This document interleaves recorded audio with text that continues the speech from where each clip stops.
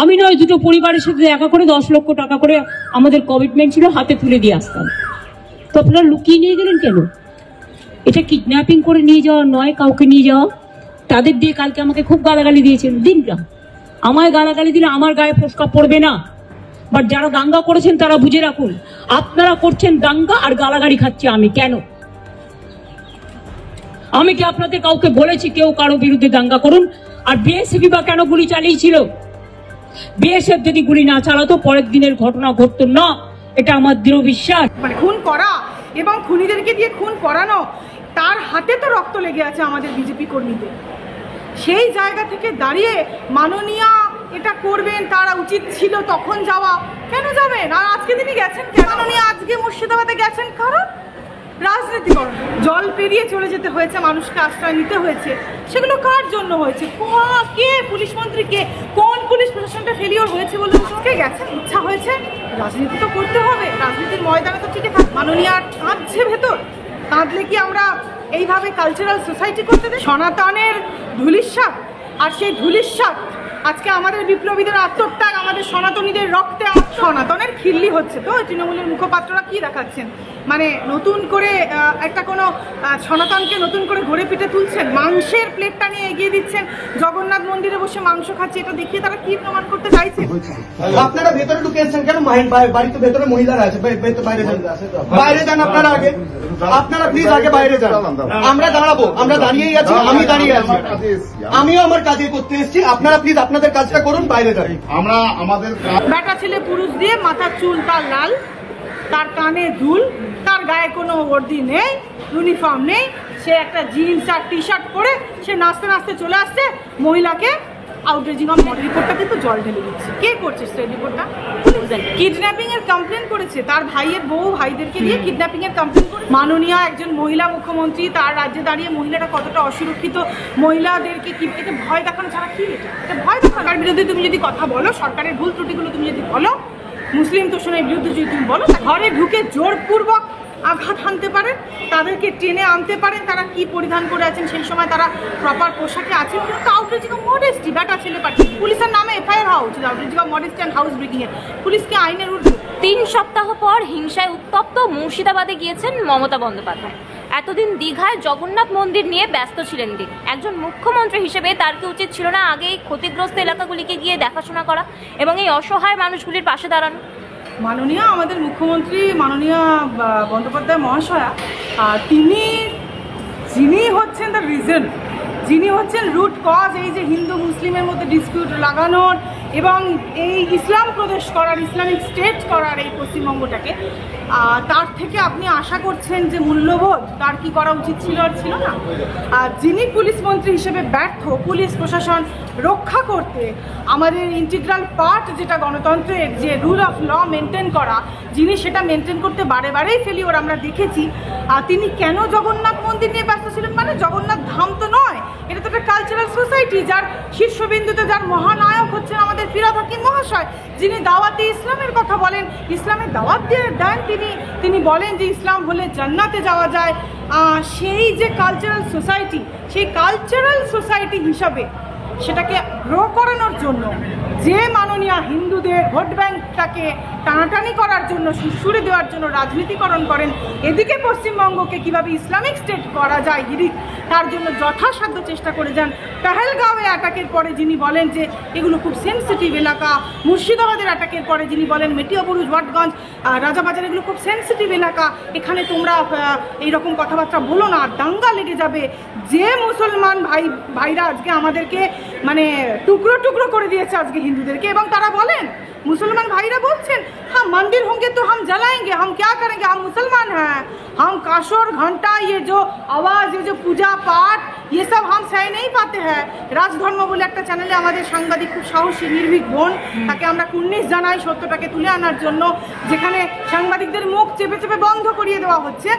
সেই মাননীয় আজকে মুর্শিদাবাদে গেছেন কারণ রাজনীতিকরণ করতে। আমরা জানি সন্দেশখালীর ঘটনা যখন ঘটলো, মানে বহু বছর ধরেই ঘটেছিল, চাপা একটা আগুন ছিল, সেই ছাই চাপা আগুনটা যখন দাউ দাউ করে বেরোলো, মানে একে একে যখন মহিলারা সামনে আসতে শুরু করলেন এবং কমপ্লেন দিতে শুরু করলেন শেখ শাহজাহানের বিরুদ্ধে, তখনও কিন্তু মাননীয়াকে আমরা দেখতে পাইনি, সেটাকে সাজানো ঘটনা বলে ডিসেম্বরের 30 তারিখে প্রচুর কড়া সিকিউরিটি নিয়ে হেলিকপ্টারে করে আপনার আমার টাকাতেই তিনি আজকে চলে গেলেন সন্দেশখালী ভিজিট করতে 30শে ডিসেম্বর 2024।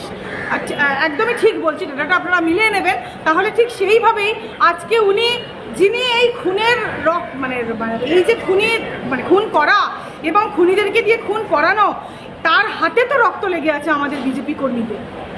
সেই জায়গা থেকে দাঁড়িয়ে মাননীয়া এটা করবেন, তারা উচিত ছিল তখন যাওয়া, কেন যাবেন? আর আজকে তিনি গেছেন কেন? অলরেডি শুভেন্দু অধিকারী দাদা তাদেরকে প্রোটেকশন দিয়ে হাইকোর্টে মামলা করেছেন। আমরা জানি আমাদের লার্নের এলওপি তিনি দেন, সেখানে গিয়ে তাদের দ্রব্যমূল্য যে টাকা, সেটা কম্পেনসেশন হোক 10,02,000 টাকা করে তিনি চেক দিয়েছেন, এবং পাশাপাশি তাদেরকে চাল ডাল, তাদের যা যা প্রয়োজনীয় জিনিস সেগুলো দিয়েছেন। আজকে পার্লারপুর হাই স্কুলে যখন আজকে জল পেরিয়ে চলে যেতে হয়েছে, মানুষকে আশ্রয় নিতে হয়েছে, সেগুলো কার জন্য হয়েছে? কে পুলিশ মন্ত্রী, কে, কোন পুলিশ প্রশাসনটা ফেলিওর হয়েছে বলুন তো? কে, কার ফেলিওরটা কার? জানেন না আপনারা? সকলেই তো জানেন। আর কি আমরা ভাবের ঘরে চুরি করবো? আজকে গেছেন, ইচ্ছা হয়েছে, রাজনীতি তো করতে হবে, রাজনীতির ময়দানে তো টিকে থাকতে হবে, তাই উনি গেছেন। নিছক রাজনীতি ছাড়া আর কি? মাননীয়ার কাঁদছে ভেতর, কাঁদলে কি আমরা এইভাবে কালচারাল সোসাইটি করতে দেখতাম? জগন্নাথ ধাম বলবেন না দয়া করে। অনেকে আবার জগন্নাথ ধাম বলছেন কি না, জগন্নাথ ধাম কোনটা? জগন্নাথ ধাম আমাদের পুরীর জগন্নাথ। আমাদের রিলিজিয়াস সেন্টিমেন্টকে মাছ মাংস খেয়ে আবার তৃণমূলের এই মুখপাত্ররা আজকে দেখাচ্ছেন মাংস নিয়ে বসে ছবি তুলছেন। একটা নির্জীব যে প্রাণ, যেগুলোকে হত্যা করে কেটে কেটে খাওয়া হয়, যেগুলো আমাদের হিন্দু আচার অনুষ্ঠানে মা দিদা ঠাকুমার থেকে আমরা শিখিনি। একাদশী, দ্বাদশী, অমাবস্যা, পূর্ণিমা, সোমবার, মঙ্গলবার, শনিবার পেঁয়াজ রসুনও পর্যন্ত যেখানে খাওয়া যায় না, সনাতনের খিল্লি হচ্ছে। তো তৃণমূলের মুখপাত্ররা কি দেখাচ্ছেন? নতুন করে একটা কোনো সনাতনকে নতুন করে ঘুরে পিঠে তুলছেন, মাংসের প্লেটটা নিয়ে এগিয়ে দিচ্ছেন, জগন্নাথ মন্দিরে বসে মাংস খাচ্ছে। এটা দেখিয়ে তারা কি প্রমাণ করতে চাইছেন? সনাতনের ধূলিসাৎ। আর সেই ধূলিসাৎ আজকে আমাদের বিপ্লবীদের আত্মত্যাগ, আমাদের সনাতনীদের রক্তে আত্মত্যাগ, সেটাকে তারা ছোট করে দিচ্ছেন না তো কোথাও? ছোট করেই তো দিচ্ছেন। মাংস খাচ্ছেন, মাংস খেয়ে মাছ খেয়ে পুজো হচ্ছে জগন্নাথ দেবের। সত্যি ধাম বলবেন না, কোনোদিনই বলবেন না। রাজনীতিকরণ করার জন্য জগন্নাথ দেবকে ওখানে আনা হয়েছে জোর করে। সেই চিহ্নও তো সরানো হয়েছে, জগন্নাথ ধাম চিহ্ন সরানো হয়েছে। দেখুন, সরানো হয়েছে, সরাতে তো হবে, তার কারণ এটা তো ধাম নয়। পুরী থেকে আপনি নিশ্চয়ই জানেন, পুরীর জগন্নাথ মন্দির থেকে তারা শোকজ করেছে যে এটা কিন্তু কোনো রকম ভাবে এটা জগন্নাথ ধাম এটাকে বলা যায় না। পুরীরটা জগন্নাথ ধাম, মানুষের সেন্টিমেন্ট, মানুষের আবেগ, সেটাকে নিয়ে ছেলে খেলা করা উচিত নয়। একটা কালচারাল সোসাইটি বানানো হলো, সেন্টার, কালচারাল সেন্টার। সেই কালচারাল সেন্টারের মধ্যে জগন্নাথ মন্দির স্থাপন করা হয়েছে। সেই কালচারাল সেন্টারের মাথায় কে বসে আছেন? হেড কে বসে আছেন? মেরুদণ্ড আমাদের মহানায়ক জান্নাতি কি দাওয়াতি ইসলাম, তিনি হচ্ছে, তাহলে জান্নাত পাওয়া যাবে। ফিরোজ হাকিম মহাশয় কোথায়? আপনি কোন আমাদের বেনারস, তাহলে কি বেনারসে আমাদের কাশী বিশ্বনাথ মন্দিরে মাথায় কি কোনো মুসলিম বসে রয়েছেন? এটা কি থাকতে পারেন? তাহলে তো তাকে আগে ধর্মটা কনভার্ট করে আগে হিন্দু হতে হবে সেখানটা বসার জন্য। তার যদি হিন্দু ধর্মের প্রতি সত্যি সম্মান থাকে, তাহলে আজকে আমাদের উজ্জয়নে কি হচ্ছে, এমপির উজ্জয়নে কি হচ্ছে, আমাদের এই যে এত জায়গা, আমাদের কেদারনাথে কি হচ্ছে? এটা তো হয় না, এটা তো আমাদের হিন্দু। এটা বলছি তো, এটা পশ্চিমবঙ্গ যেটাকে ইসলামিক স্টেট করার হিড়িক। এখন তো কিছু 26-এর আগে এখন তো কিছু দেখাতে হবে হিন্দুদের, যে আমরা তোমাদের জন্য ভাবছি, আমি তোমার জন্য করছি। এগুলো রাজনীতি, এগুলো ধর্মের রাজনীতি, যেটা মাননীয়া করে এসছেন। হিন্দুর রক্তে যার চোখ ভেজে না, যার বুকের ভেতর ফাটে না, কুপিয়ে খুন করে দেয়, যে আজকে আমাদের হিন্দু ভাই এবং বাবা ছেলেকে যেটা খুন করা হয়েছে, তারপরে যার চোখ বুকের যন্ত্রণা হয় না, তিনি হিন্দু দরদি? তিনি সেকুলারিজম মানেন?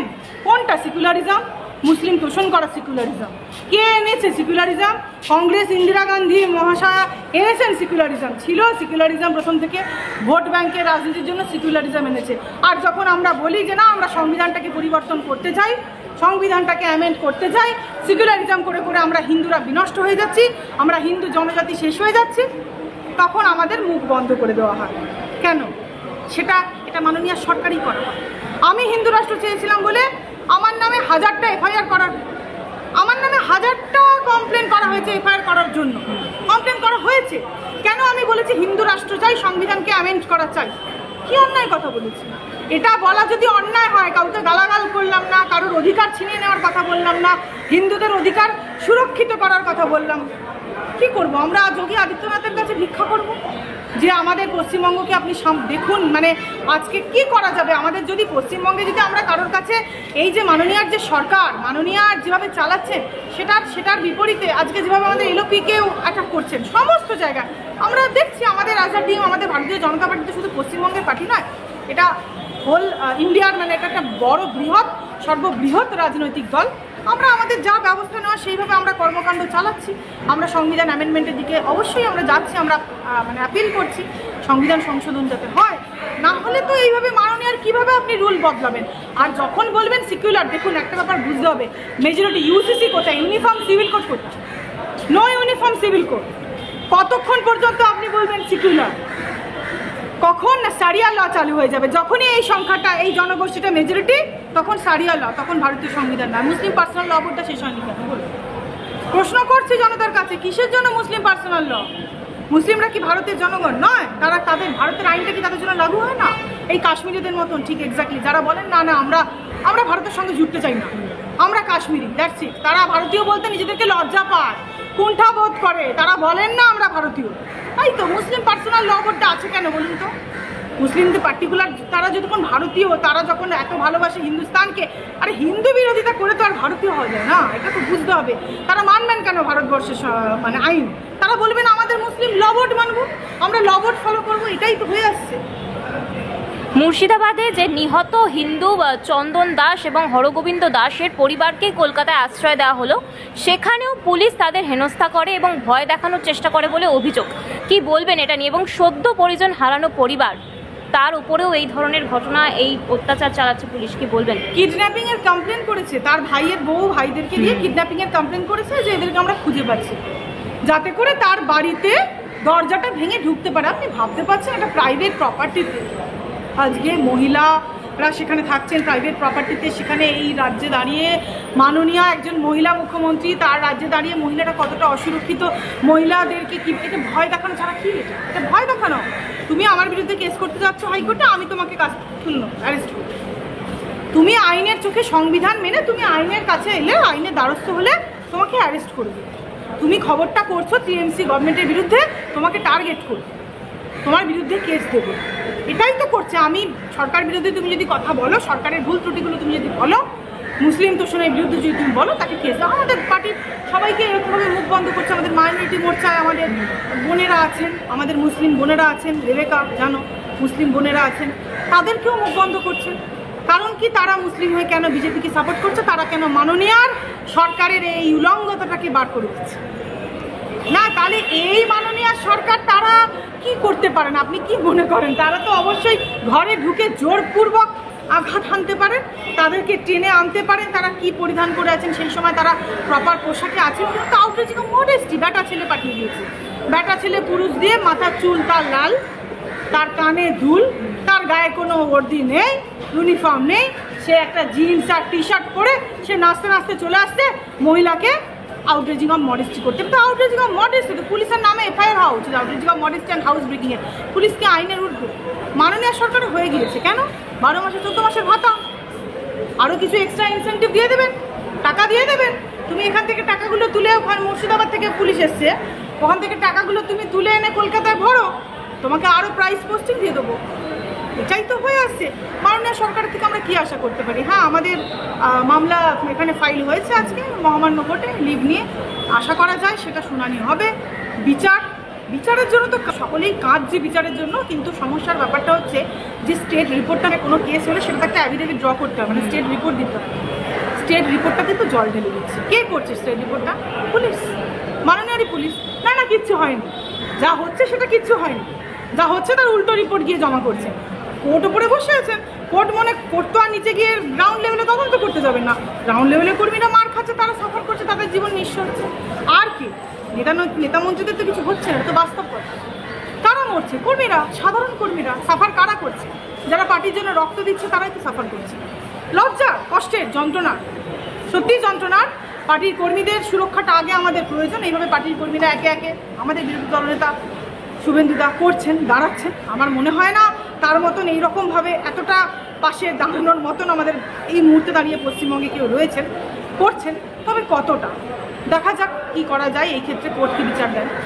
অন্যদিকে আদালত অবমাননার জন্য তৃণমূল মুখপাত্র কুণাল ঘোষ তার বিরুদ্ধে হাইকোর্টের রুল জারি হয়েছে, কিন্তু সেই হাইকোর্টের নোটিশ পাওয়ার পরেই তিনি বিদেশ সফরে চলে গেলেন। কিসের ভয়? আচ্ছা, কে করেছে রুলটা জারি? মানে কি বলেছেন উনি বেসিক্যালি, মানে যেটার জন্য হয়েছে? মানে বলেছেন তো অনেক, উনি তো সবসময় অবমাননাই করেন, মানে এটা কোন বিচারপতিদের কটূক্তি করার জন্য। উনি তো বিচারপতিদের, আমরা তো জানি উনি এই যে আমাদের বলুন বিশ্বজিৎ বসু আমাদের জজ সাহেবকে ছবি নিয়ে তাই করিয়েছেন, উনি বিকাশ রঞ্জন স্যারকে মার খাইয়েছেন। আর আমাদের সিনিয়র দেখুন, আমাদের আইনের মধ্যে মানছি সিপিএম এর সঙ্গে আমাদের নীতিগত পার্থক্য আছে, থাকবে, অবশ্যই থাকবে। তবে আইনজীবীদের সঙ্গে তো আইনজীবীদের তো কোনো রং আমরা দেখবো না। একজন আইনজীবী যিনি সংবিধানের রক্ষক, তার গায়ে যখন হাত তুলছে বিকাশবাবুর মতন একজন টপ মোস্ট সিনিয়র একজন মানে বিজ্ঞ লয়ার, তার গায়ে যখন হাত তুলছে, তখন সেই ক্ষেত্রে দাঁড়িয়ে তো আমরা বুঝতেই পারছি আমাদের কি অবস্থা। আমরা আইনজীবীরাও মুখ খুললে সেটা তাদেরকে ভয় দেখাচ্ছে। তো কুণাল বাবুর নামে কেস হয়েছে, খুব ভালো হয়েছে। আদালত অবমাননার মামলা আগেই হওয়া দরকার ছিল, কারণ উনি তো অনেকদিন ধরেই চালাচ্ছি। আর তার ফলস্বরূপ এতটা বাড়াবাড়ি, যদি আগেই আমরা মামলাটা দেখতে পারতাম, মানে হয়ে যেত, তাহলে বোধহয় কিছুটা আমরা সুরাহা পেতাম। উনি বিদেশ সফর করেছেন, কোর্ট তার অ্যাকশন নেবে, সে অনুযায়ী কোর্ট তার পানিশমেন্ট বাড়াবে। তিনি কি গ্রেফতার হবেন? হওয়া উচিত। কোর্ট যদি মনে করেন তার নামে ওয়ারেন্ট বার করে গ্রেফতার করা উচিত, তাকে করানো অবশ্যই ম্যাজিস্ট্রেটকে দিয়ে তাকে মানে পাঠিয়ে কপিটা অবশ্যই তাকে গ্রেফতার করানো উচিত মনে করি। কারণ এইভাবে কতদিন চলতে পারে? আইন তো সকলের জন্য সমান। আইন তো কোনো দলের নেতা বলে সে একদম আইনটাকে হাতে নিয়ে মুচড়ে ফেলে দেবেন। আমাদের বিচারপতিদের ছবি পায়ে করে আপনার বিচার পছন্দ যদি না হতে পারে, আপনি সেটা কটূক্তি সম্মানের সঙ্গে করতে পারেন। জুডিশিয়াল অর্ডার মানেই সেটাকে আমরা সমালোচনা করতে পারি না, ভুল ত্রুটি বলতে পারি না, এটা নয়। এই স্বাধীনতা আমাদের সংবিধান আমাদেরকে দিয়েছে। আমরা কোনো রায়ে খুশি না হলে সেই ক্ষেত্রে আমিও সেখানে আমি বলতে পারি, আমি সেটা সমালোচনা করতে পারি। কিন্তু তার মানে আপনি আমাদের জুডিশিয়ারির মানে মাথাটাকে হেড করে দিচ্ছেন, পায়ে নিয়ে আপনি মানে ছিঁড়ে দিচ্ছেন, মানে দেখাচ্ছেন যে আপনাদেরকে আমরা মাটিতে নামিয়ে আনতে পারি। এটা তো জুডিশিয়াল ইন্টিগ্রিটিতে বাধা দেওয়া। এটা তো অবশ্যই কেউ আইন অনুযায়ী সিটিজেন কেউ তো করতে পারে না, উনি তো আইন মানেন না। আসলে তো সারদা নারদা কাণ্ডে জেল খেটে এখন তো মাননীয়ার তোষামত করে তো উনি টিকে আছেন। এটাই আশা রেখেছেন হয়তো যে মাননীয়া ওনাকে বাঁচিয়ে দেবেন, মাননীয়া ওনাকে টিকিয়ে দেবেন। তোষামত উনি চালাচ্ছেন চটি চাটাকে, মানে চটি চাটছেন চটি গভর্নমেন্টকে, তো উনি ভাবছেন সামাও এইভাবে চটি গভর্নমেন্ট তাকে বাঁচিয়ে দেবে, তাই নিশ্চয়ই তার এই বারণ চালান। দেখা যাক, কোর্টের থেকে আমরা স্ট্রিনজেন্ট হ্যান্ডে আমরা চাই অ্যাকশন। আমরা আশা করি যে কোর্ট এটাতে স্ট্রিনজেন্ট হ্যান্ডে ব্যবস্থা নেবেন, ওনার অ্যারেস্ট করানো হোক। উই ওয়ান্ট দিস, অনেক দিন ধরে তো চলছে, এটার বিহিত একটা হওয়া দরকার। We want justice.